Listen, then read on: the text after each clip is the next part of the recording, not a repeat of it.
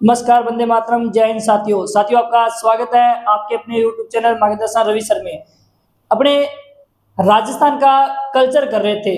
पिछली क्लास में अपने पढ़ा था राजस्थान के कल्चर में क्या पढ़ा था बच्चों? राजस्थान की प्रथाएं पढ़ी थी जो सुख शांति से अपने कंप्लीट हो गई है। आज अपने राजस्थान में एक नया टॉपिक लेके जा रहे हैं कल्चर में, जिसका नाम है राजस्थान के लोक देवता। क्या नाम है भाई? राजस्थान के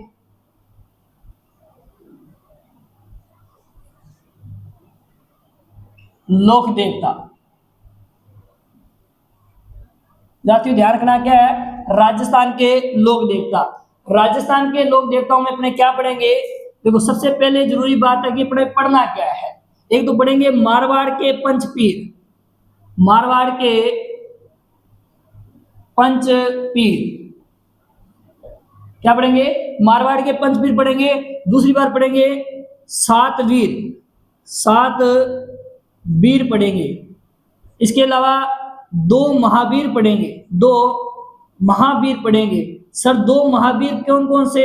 आप बता तेजा जी व वीर नारायण जी। इसके अलावा पढ़ेंगे अपने ग्राम्य देवता। कौन सा भी? ग्राम्य देवता। ऐसे देवता जो गांव में निवास करते हैं उन्हें ग्राम्य देवता कहते हैं। ग्राम्य देवताओं के बारे में पढ़ेंगे। इसके अलावा पढ़ेंगे अपने अन्य देवता। क्या पढ़ेंगे बच्चों? अन्य देवता। इनके बारे में अपने क्या करेंगे? प्रमुख रूप से बात करेंगे। तो राजस्थान के लोक देवताओं में सबसे पहले बात करेंगे अपने मारवाड़ के पंचपीर। क्या बात करेंगे? मारवाड़ के पंचपीर। उनके बाद में करेंगे मारवाड़ मारवाड़ के पंचपीरों के बाद में दो महावीरों की बात करेंगे, फिर सात वीरों की, फिर ग्राम्य देवताओं की, फिर अन्य देवताओं की बात करेंगे। तो हेडिंग लगाना आप मारवाड़ के पंचपीरों में सबसे पहले पाबूजी राठौड़। कौन सा भाई? पाबूजी राठौड़।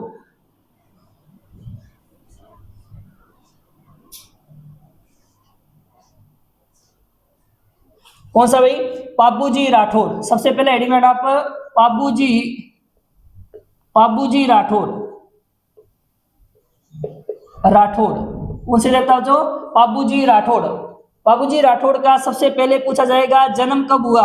आप बता देना कि सर जन्म तो कब हुआ? 1239 में हुआ। 1239 ईस्वी में हुआ। कब हुआ भाई? 1239 ईस्वी में। यदि पूछा जाए विक्रम संवत पूछा जाए तो बता देना सर विक्रम संवत 1296 ईस्वी में हुआ। कब भाई? विक्रम संवत 1296 ईस्वी में इनका क्या होता है? जन्म होता है। दूसरा प्रश्न आएगा पाबूजी से संबंधित जन्म स्थान। क्या पूछा जाएगा? जन्म स्थान। तो आप बता देना कहाँ होता है? कोलूमंड में होता है बच्चों। कहाँ होता है? कोलूमंड में। कोलूमंड गांव में होता है। और कोलूमंड गांव कहाँ पड़ता है बच्चों? पहले तो ये जोधपुर में था, वर्तमान में कहाँ गया? फलोदी जिले में आ गया। कौन से जिले में आ गया? फलोदी जिले में आ गया। कौन से जिले में? फलोदी जिले में आ गया। ठीक है भाई। इससे पूर्व किस जिले में था? तो बता देना जोधपुर जिले में था। किस जिले में था? जोधपुर जिले में। फिर इनके पिता का नाम क्या है? पिता का नाम क्या है? आप बता देना धांधल जी राठौड़। मारवाड़ में राठौड़ों की 3 शाखाएं हैं। उनमें से मूल शाखा है मारवाड़ के राठौड़। मारवाड़ के राठौड़ों से ही निकले हैं कौन? पाबूजी राठौड़ या धांधल जी राठौड़। ठीक है भाई। इनकी माता का नाम क्या है? पाबूजी की माता का नाम बच्चों ध्यान, कमला दे है। क्या नाम है? कमला दे है। क्या नाम बच्चों? कमला दे है। फिर याद रखना बच्चों इनकी पत्नी का नाम। पत्नी का नाम क्या है? तो बता देना पत्नी का नाम क्या है? फूलम दे है। क्या भी? फूलम दे, जिन्हें प्यार से प्यार दे भी कहते हैं। क्या कहते हैं? प्यार दे। क्या कहते हैं भाई? प्यार दे कहते हैं। कहां के रहने वाली थी? तो बता देना अमरकोट की रहने वाली थी। किसकी पुत्री थी? सूरजमल की पुत्री थी। किसकी पुत्री थी भी? देखना, अमरकोट के राजा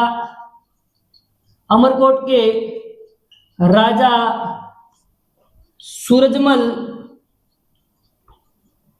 सोडा की पुत्री थी। किसकी पुत्री थी? सूरजमल सोडा की पुत्री थी। एक बार फिर से देखना बच्चों कि पाबूजी राठौड़ की बात कर रहे हैं। पाबूजी राठौड़ का जन्म 1239 में होता है। विक्रम संवत पूछे तो 1296 ईस्वी में होता है। जन्म स्थान पूछे तो कोलूमंड गांव, जो वर्तमान में कहाँ है?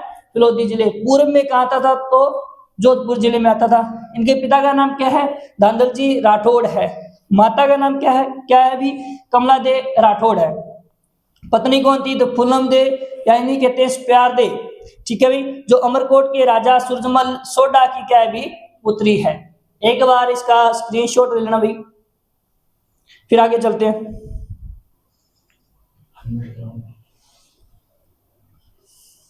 चले,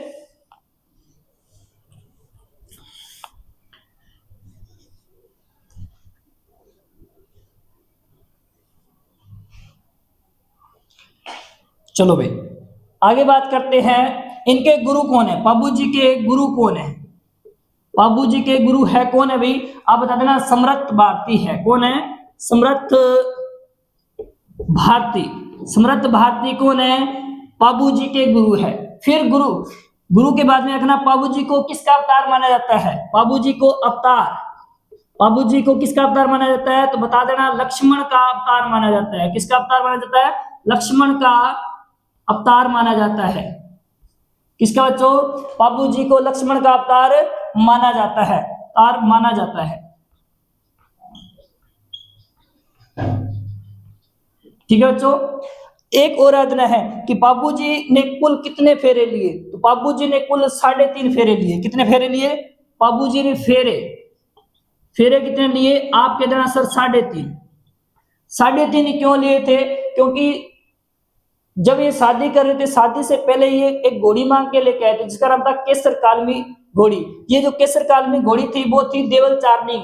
देवल चारनी से घोड़ी लेके आए थे ना, उसमें वादा करके आया था कि भविष्य में आपको कोई भी काम पड़े तो मैं जरूरत जब आप कहोगे तब आऊंगा। तो बाबूजी के बहनोई थे ना, जिनका नाम था जिंदराव खींची, वो उन्होंने क्या किया? देवल चारनी की गाय चुरा ली। तो देवल चारनी जब बाबूजी राठौड़ शादी कर रहे थे उसमें मदद मांगने आए थे। उसमें बाबूजी 3 फेरे कंप्लीट कर लेते हैं, चौथा फेरा लेते हैं। उसके तुरंत ही कौन आ जाती है? देवल चारनी आती है। तो देवल चारनी की सहायता करने के लिए बाबूजी राठौड़ यहीं से क्या है खड़े होकर सहायता करने गए थे और देचू के युद्ध में पराजित हो गए और मारे गए थे। ठीक है भाई। तो गायों की रक्षा करते हुए वीरगति को प्राप्त हुए थे। तो फेरे कितने लेते हैं बाबूजी? रखना 3.5। और जो इनके न्यायी है, जैसे नायक जाती है, बोपे जाती है, बील जाती है, वो भी कितने फेरे लेते हैं? 3.5 फेरे लेते हैं। इनकी घोड़ी का नाम क्या है अभी? तो जिस घोड़ी को मांग के लाए थे उस घोड़ी का नाम है केसर कालमी घोड़ी। केसर कालमी घोड़ी। वैसे बता देना सर, केसर जम्मू कश्मीर की प्रसिद्ध है। कहां की प्रसिद्ध है? जम्मू कश्मीर की प्रसिद्ध है। केसर कालमी घोड़ी तो किसकी घोड़ी थी? देवल चारनी की घोड़ी थी। ये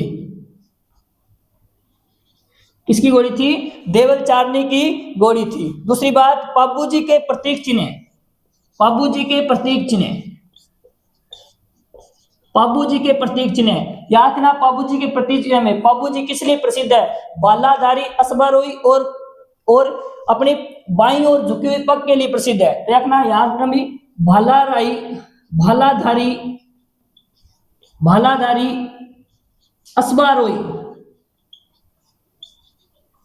और इसके अलावा बाईं और झुकी हुई पाग, बाईं और झुकी हुई पाग के लिए प्रसिद्ध है, लिए प्रसिद्ध है। आज की क्लास बहुत इंपॉर्टेंट रहने वाली है। एक भी पर्सन के अंदर सिंगल पर्सन बाहर नहीं जाएगा क्लास से, इस चीज की गारंटी है अभी। चलिए बच्चों, बाबूजी राठौड़ में इनके गुरु कौन थे? समर्थ भारती थे। अवतार किनका? बाबूजी को अवतार किसका माना जाता है? आप कह देना सर लक्ष्मण का अवतार माना जाता है। किसका अवतार? लक्ष्मण का अवतार। बाबूजी ने कुल कितने फेरे लिए थे? आप कह देना 3.5। क्यों 3.5 फेरे क्यों लिए थे? क्योंकि देवल चारनी की रक्षा करने के लिए गए थे बाद में। ठीक है भाई। फिर इनकी घोड़ी का नाम क्या था? केसर कालमी घोड़ी था। जो देवल चारनी की घोड़ी थी ये मांग कर लेके आए थे। इनका प्रतीक चिन्ह क्या है? बालाधारी अश्वारोही, और किस लिए प्रसिद्ध है? बाईं और झुकी हुई पाग के लिए प्रसिद्ध है। एक बार स्क्रीनशॉट लेना भाई। चलो भाई, अब देखो किन किन उपनामों से इनको जाना जाता है। बाबूजी को किन किन उपनामों से जाना जाता है? आप बता देना बाबूजी के उपनाम। क्या विद्यार्थियों? बाबूजी के उपनाम। आप कहते हैं ना पाबू जी को तो ऊंट वाले देवता कहते हैं। क्या कहते हैं? ऊंट वाले देवता कहते हैं। क्या कहते हैं? ऊंट वाले देवता कहते हैं। ठीक है भाई। इन्हें प्लेग रक्षक देवता कहते हैं। क्या कहते हैं? प्लेग रक्षक देवता कहते हैं। पाबू जी को प्लेग रक्षक देवता भी कहते हैं। इन्हें गो रक्षक देवता भी कहते हैं। गो रक्षक देवता कहते हैं। क्या कहते हैं? गो रक्षक देवता कहते हैं। इन्हें हाड़ फाड़ के देवता कहते हैं। हाड़ फाड़ के देवता भी कहते हैं।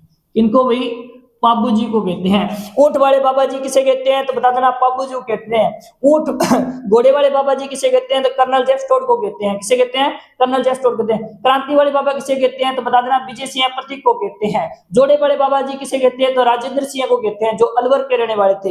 इसके अलावा रेल वाले बाबा किसे कहते हैं? तो बता देना किशनलाल सोनी को कहते हैं। किसे कहते हैं बच्चों? किशनलाल सोनी को कहते हैं। तो दोबारा से देख लेना, पाबूजी राठौड़ की बात हो रही है। पाबूजी राठौड़ को ऊंट वाले देवता कहते हैं, प्लेग रक्षक देवता कहते हैं, गोरक्षक देवता कहते हैं और हाड़ फाड़ के देवता कहते हैं। पाबूजी के सहयोगी कौन कौन थे?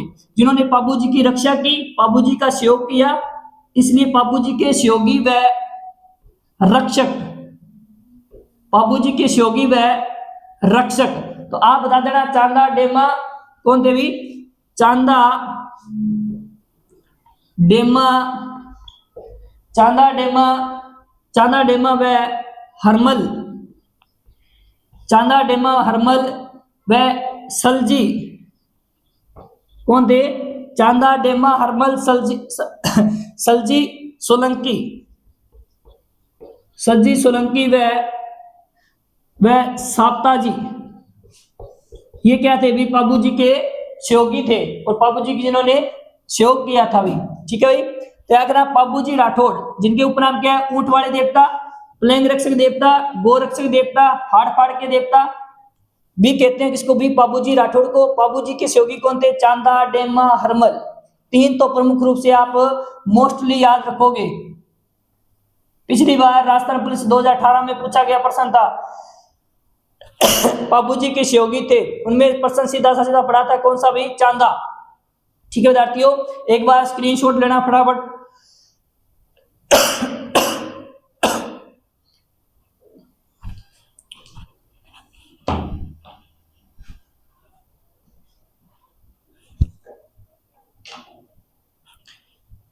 चले भाई।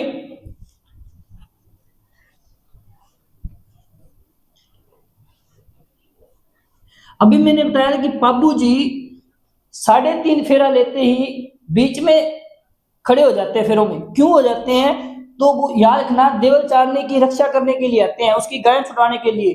तो पाबूजी और पाबूजी के बहनोई के मध्य एक युद्ध होता है जिसका नाम है देचू का युद्ध। सर देचू का युद्ध क्यों है? देचू एक गांव है भाई। क्या है? देचू एक गांव है। पहले तो ये था जोधपुर में, वर्तमान में आ रहा है फलोदी में। कौन सा भाई? यहां लिख रहा हूं मैं, देचू का युद्ध। देचू का युद्ध विद्यार्थी याद रखना, देचू है कहां? तो बता देना सर फलोदी में है। पूर्व में कहां था? पहले था जोधपुर में। ठीक है। कब होता है युद्ध ये? आप कह देना सर 1276 ईस्वी में। कब भाई? 1276 ईस्वी में होता है। कब होता है? 1276 ईस्वी में। कारण क्या था इस युद्ध का? कारण क्या था? तो बता देना, जिंदराव खिंची देवल चारने की गायें लेकर चला गया। क्या भाई? जिंदराव खिंची देवल चारने की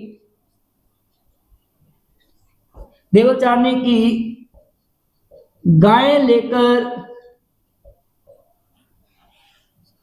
चला गया। क्या गया भाई? देवल चारने की गायें लेकर चला गया। दूसरी बात, ये जो युद्ध है किस किस के मध्य हुआ था? ये युद्ध है जो किस किस के मध्य होता है? आप कह देना सर पाबूजी और पाबूजी के बहनोई, जिनका नाम क्या था? जिंदराव खिंची था। क्या नाम था? जिंदराव खिंची। जिंदराव खिंची ये कौन थे बच्चों? ये थे पाबूजी के बहनोई। कौन थे? पाबूजी के बहनोई। और इधर कौन है अभी? पाबूजी राठौड़। पाबूजी राठौड़, पाबूजी राठौड़। इस युद्ध में पाबूजी राठौड़ वीरगति को प्राप्त हो जाते हैं। इसका मतलब विजय किसकी होती है? विजय तो जिंदराव खिची की होती है। किसकी होती है? जिंदराव खिची की होती है। गायों की रक्षा करते हुए पाबूजी क्या हो जाते हैं? वीरगति को प्राप्त हो जाते हैं। तो लिख लेना भाई, गायों की रक्षा करते हुए, चकलो चकलो फोन करते हुए वीरगति को प्राप्त, वीरगति को प्राप्त हो जाते हैं। इनकी पत्नी का नाम क्या था? पत्नी का नाम था फुलमदे। फुलमदे क्या होती है बच्चों? पत्नी फुलमदे दे सती होती है। पत्नी फुलमदे क्या होती है बच्चों? सती होती है। ठीक है बच्चों। देचू का युद्ध कहाँ होता है? फलोदी में होता है। पूर्व में कहाँ था? तो बता देना सर, जोधपुर में हुआ था। क्या कारण था युद्ध का? तो जिद्राव खिंची देवल चारने की गायें लेकर गया था। पाबूजी ने देवल चारने से वादा किया था कि मेरी जब भी आपको जरूरत हो भविष्य में, तो मैं आपका तुरंत क्या करूंगा? सहयोग करूंगा। तो सहयोग ही करना आए थे। लेकिन याद रखना, पाबूजी के ये क्या थे भी? बहनोई थे, जिद्राव खिंची। जिद्राव खिंची के हाथों पाबूजी क्या है? मारे गए। तो प्रश्न सीधा समझेगा, गायों की रक्षा करते हुए वीरगति को कौन से लोग देवता होते हैं? तो पाबूजी राठौड़ होते हैं। इनकी पत्नी का नाम था फुलमदे। फुलमदे भी क्या होती है? इनके साथ सती होती है। एक बार स्क्रीनशॉट लेना भी।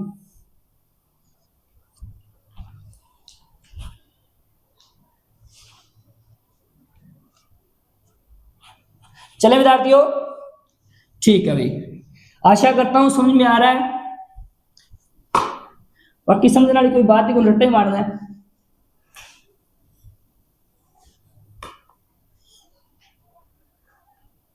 बस आपको नोट्स टाइप मैं बना के दे रहा हूं, बाकी रट्टे ही मारने हैं। ठीक है भाई। अब देखना भी, पाबूजी राठौड़ है। पाबूजी राठौड़ के प्रमुख अनुयायी कौन कौन से? क्या भाई प्रश्न पूछा है? प्रमुख अनुयायी, प्रमुख अनुयायी, प्रमुख अनुयायी पाबूजी राठौड़ के प्रमुख अनुयायी कौन कौन से है? आप कह देना सर रायका जाति है। कौन सी? रायका जाति। या फिर बोल देना रेवारी जाति। कौन सी भी? रायका जाति या रेवारी जाति, या इसे कहते हैं देवासी जाति। एक ही जाति का नाम है ये, रेवासी जाति। पाबूजी के अनुयायी कौन से होते हैं? रायका जाति, रेवारी जाति या देवासी जाति। ये क्या क्या पाबूजी के अनुयायी है। इसके अलावा पाबूजी के अनुयायी होते हैं चारण जाति, चारण व राठौड़ जाति। पाबूजी के अनुयायी कौन कौन हो सकते हैं? पाबूजी के चारण जाति व राठौड़ जाति होती है। इसके अलावा नायक जाति भी है।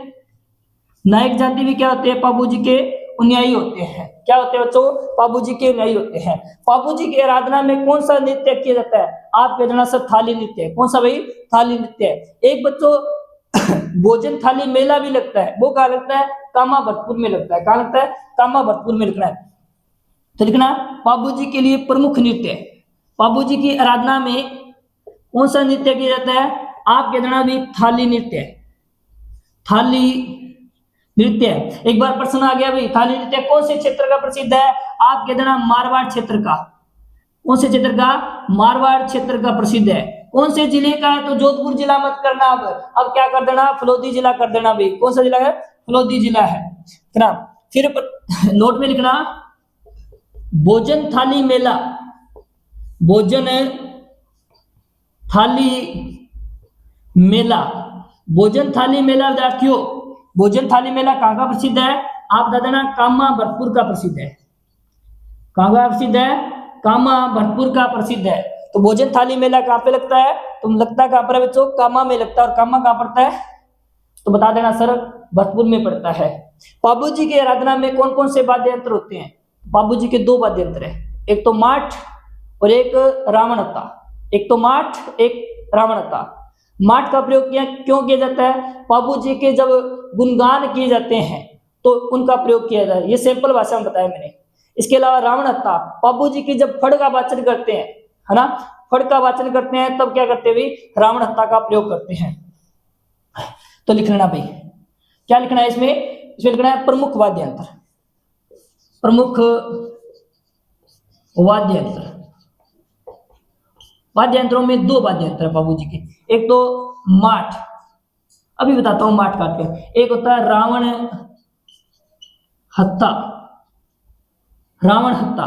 माठ, माठ क्या होता है बच्चों? तो बताना पाबू जी के पवाड़े में काम आते हैं, या लिख देना पाबू जी के गुणगान करने में। तो ये लिखना भी पाबू जी के, पाबू जी के पवाड़े में, पवाड़े में कौन से प्रयोग किया जाता है? तो बता देना माठ का प्रयोग किया जाता है। किसका प्रयोग किया जाता है? माठ का प्रयोग किया जाता है। पाबू जी की फड़ का वाचन करते समय किसका प्रयोग किया जाता है? रावण हत्ता वाद्य यंत्र का प्रयोग किया जाता है। तो इसमें लिखना पाबू जी की, पाबू जी की फड़ का वाचन करते समय किसका प्रयोग किया जाता है? आप कह देना सर किसका प्रयोग किया जाता है? रावण हत्ता का प्रयोग किया जाता है। एक बार स्क्रीनशॉट ले लेना भाई।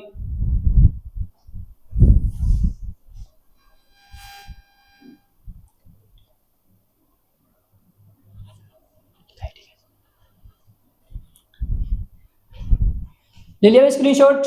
चले आगे, चले बच्चों। पाबू जी के न्यायी कौन है? तो रायका या रेवाड़ी जाति, इसके अलावा चारण व राठौड़ जाति, इसके अलावा नायक जाति।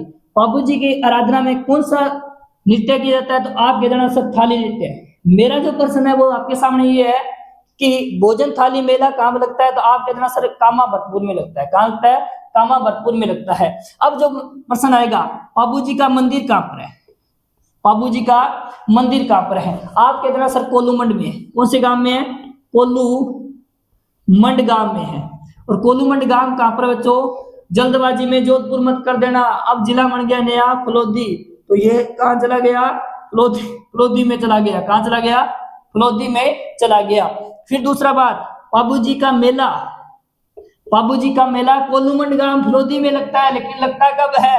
आप कह देना सर चैत्र मास में लगता है। कब लगता है? चैत्र मास में। चैत्र मास की अमावस्या को, चैत्र मास की अमावस्या को लगता है। कब लगता है? चैत्र मास की अमावस्या को लगता है। कर लिया भाई? ठीक है भाई। फिर लिखना भी आगे, नोट में लिखना, अच्छी बात लिखवा रहा हूं, नोट में लिखना पाबू जी की फड़, पाबू जी की फड़, विद्यार्थियों पाबू जी की फड़। आप बता देना राज्य की सबसे लोकप्रिय फड़ है पाबू जी की फड़, चांदी की फड़ है। कैसी फड़ है? चांदी की फड़ है। पाबू जी की फड़ कैसी है? चांदी की फड़ है। पाबू जी की फड़ का वाचन करते समय याद रखना किस वाद्य यंत्र का प्रयोग किया जाता है? रावण हत्ता वाद्य यंत्र का प्रयोग किया जाता है। दूसरी बात, पाबू जी की फड़ का वाचन नायक जाति या भील जाति के बोपों द्वारा किया जाता है। तो लिखना भी पाबू जी की फड़, पाबू जी की फड़ चांदी की फड़ है। पाबू जी की फड़ चांदी की फड़ है।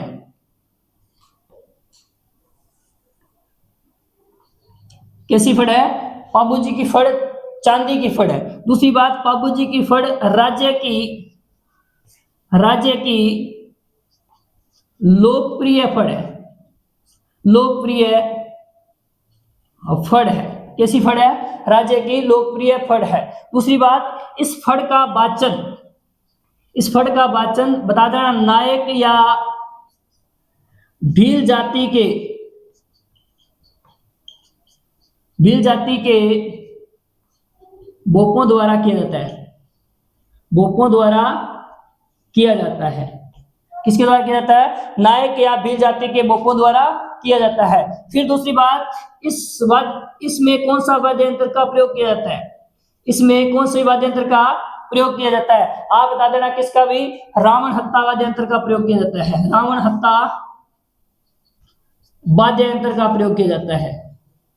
पाबू जी की फड़ में रावण हत्ता वाद्य यंत्र का प्रयोग किया जाता है। एक बार फिर से देख लेना, पाबू जी राठौड़ का मंदिर कहाँ पे है? कोल्लूमंड गांव फलोदी में है। पाबू जी का मेला कब लगता है? तो बता देना कोल्लूमंड गांव में चैत्र मास की अमावस्या को लगता है। कौन सी भी? चैत्र मास की अमावस्या को लगता है। पाबू जी की फड़ बता देना, पाबू जी की फड़ चांदी की फड़ है, राज्य की लोकप्रिय फड़ है। दूसरी बात, इसका वाचन भील या नायक जाति की बोपे करते हैं। और दूसरी बात, फिर इस पाबू जी की फड़ का वाचन करते समय कौन से वाद्य यंत्र का प्रयोग करते हैं? तो रावण हत्ता वाद्य यंत्र का प्रयोग करते हैं। एक बार स्क्रीनशॉट लेना भी।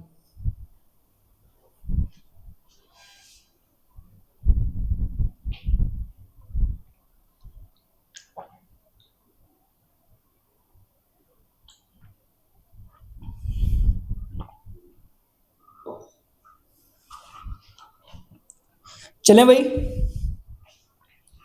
इसके अलावा प्रश्न ये आता है कि राज्य की सबसे लंबी फड़, सबसे प्राचीन व सबसे छोटी फड़ कौन सी है? तो देवरान जी की फड़ है। राज्य की सबसे लोकप्रिय फड़ कौन सी है? तो पाबू जी की फड़ है।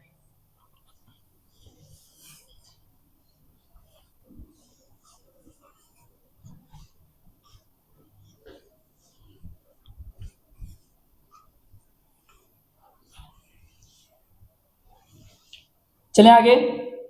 अब देखो भी पाबू जी से संबंधित और प्रश्न क्या है। राज्य में सर्वप्रथम ऊंट लाने का श्रेय किसे जाता है? तो पाबू जी को जाता है। कौन सी नस्ल के लेके आए थे? गोमट नस्ल के लेके आए थे। कौन सी?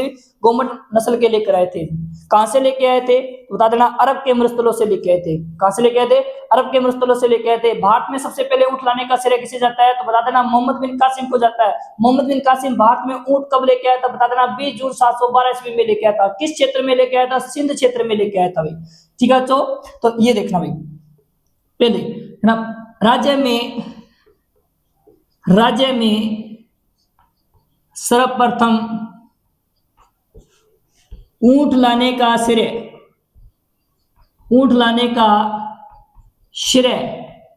किसे जाता है? आप कह देना सर पाबू जी को जाता है। किसे जाता है? पाबू जी को जाता है। किसे जाता है बच्चों? पाबू जी को जाता है। पाबू जी सर्वप्रथम ऊंट लेके आए थे और अपनी भतीजी जिसका नाम था केलम दे की शादी किसके साथ हुई थी? गोगा जी महाराज के साथ हुई थी। केलम दे को पहली बार ऊंट क्या दिए थे बच्चों? दहेज में दिए थे। तो पाबू जी को राज्य में ऊंट लाने का क्या जाता है? श्रेय जाता है। पाबू जी किस नस्ल के ऊंट लेके आए थे? गोमट नस्ल के ऊंट लेके आए थे। ऊंट बीमार होने पर किसकी पूजा की जाती है? पाबू जी की पूजा की जाती है। किसकी पूजा बच्चों? बता देना भी, ऊंट बीमार होने पर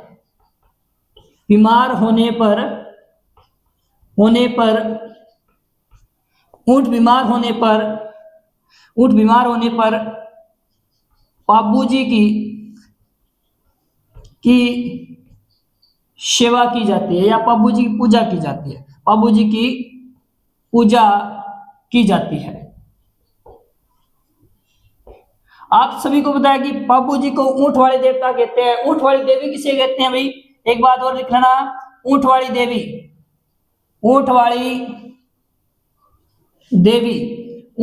किसे कहते हैं? आप कहते हैं सर अंता देवी को कहते हैं। किसे कहते हैं? अंता देवी को कहते हैं।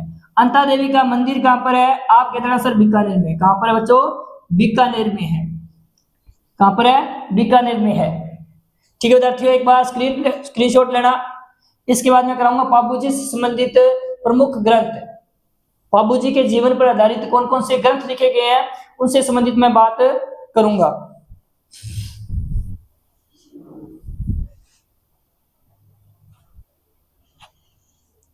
चले भाई,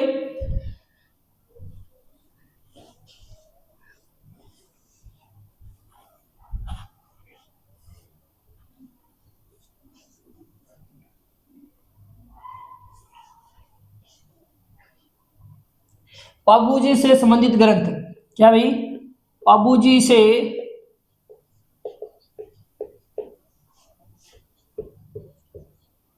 संबंधित ग्रंथ। पाबू जी से संबंधित कौन कौन से ग्रंथ है? पहले तो पाबू जी के जीवन पर आधारित या पाबू जी की बोल सकते हैं एक प्रकार से आत्मकथा किसने लिखा था? आसिया मोर जी ने लिखा था। क्या लिखा था? पाबू प्रकाश। क्या लिखा था बच्चों? पाबू प्रकाश। सबसे पहले प्रश्न आता है पाबू प्रकाश की रचना किसने की थी? आसिया मोर जी ने की थी। किसने भी? आसिया मोर जी ने की थी। किसने की? याद है? आसिया मोर जी ने की थी। दूसरा जो प्रश्न है पाबू जी से संबंधित वो है पाबू जी री बात। क्या भी? पाबू जी री बात। दूसरा वो प्रश्न है वो क्या भी? पाबू जी री बात। ये किसने लिखा है? लक्ष्मी कुमारी चुड़ावत ने लिखा है बच्चों। किसने लिखा है? लक्ष्मी कुमारी चूड़ावत ने लिखा है। किसने लिखा है बच्चों? लक्ष्मी कुमारी चूड़ावत ने लिखा है। तीसरा जो प्रश्न संबंधित है, किससे? पाबूजी से संबंधित जो ग्रंथ है वो है पाबू सोरठा। क्या भी? पाबूजी सोरठा। पाबूजी सोरठा कौन सा भी? पाबू सोरठा। पाबू सोरठा। पाबू सोरठा की बच्चों रचना किसने की है? तो आप बताना, रामनाथ कबिया ने की है। किसने भी की है? रामनाथ कबिया ने की है। किसने की है बच्चों? रामनाथ कबिया ने की है। विद्यार्थियों मैं एक बात बार बार बोल रहा हूं कि प्रश्न क्लास से बाहर नहीं जाएगा। पाबूजी से संबंधित एक भी प्रश्न मैंने नहीं छोड़ा है, सारे के सारे कंप्लीट पाबूजी के बारे में विवरण दिया है। आपको इतिहास में देचू का युद्ध नहीं मिलेगा। देचू का युद्ध मिलेगा तो इतना ही मिलेगा कि देचू का युद्ध हुआ और कहां हुआ। इसमें ये नहीं बताया जाएगा कौन जीता और कौन था। जिंद्राव खिची का उल्लेख भी नहीं था। मैंने कंप्लीट बताया था जिंद्राव खिची था, वो था जायल नागौर का शासक रहने वाला था। भाई कहां का था? जायल नागौर। और जायल एक सभ्यता भी है। कौन सी सभ्यता है? चले बच्चों आगे देखना भी। आगे है पाबूजी रो छंद। आगे कौन सा ग्रंथ है? पाबूजी रो छंद। और छंद किसने लिखा था? आप बताना, बिट्टू मियां ने लिखा था। किसने लिखा था बच्चों? बिट्टू मियां ने लिखा था। किसने लिखा था? बिट्टू मियां ने लिखा था। पाबूजी रा दोहा एक ग्रंथ है। पाबूजी रा दोहा। पाबूजी रा दोहा। पाबूजी रा दोहा किसने लिखा था? आप बताते सर लगराज ने लिखा था। किसने लिखा था? कवि लगराज ने लिखा था। किसने लिखा था भाई? कवि लगराज ने लिखा था। पाबूजी से संबंधित क्या है भाई? विभिन्न ग्रंथ है जिससे पाबूजी के बारे में थोड़ी बहुत जानकारी मिलती है। पाबूजी के जीवन पर आधारित ग्रंथ कौन कौन से लिखे गए थे? एक तो पाबू प्रकाश है, जिसकी रचना किसने की थी? आसिया मोर्जे ने की थी। पाबूजी री बात, इसकी रचना किसने की थी? लक्ष्मी कुमारी चूड़ावत ने की थी। पाबू सोरठा, इसकी रचना किसने की थी? रामनाथ कबिया ने की थी। इसके अलावा पाबूजी रो छंद, इसकी रचना किसने की थी? भी बिट्टू मियाजी ने की थी। पाबूजी दोहा, इसकी रचना किसने की थी? कवि लगराज ने की थी। विद्यार्थियों आशा करता हूं पाबूजी राठौड़ आपको समझ में आया हो। यदि बढ़िया वीडियो आपको समझ में आए तो वीडियो को लाइक करना, कमेंट करना और चैनल को सब्सक्राइब करना। धन्यवाद।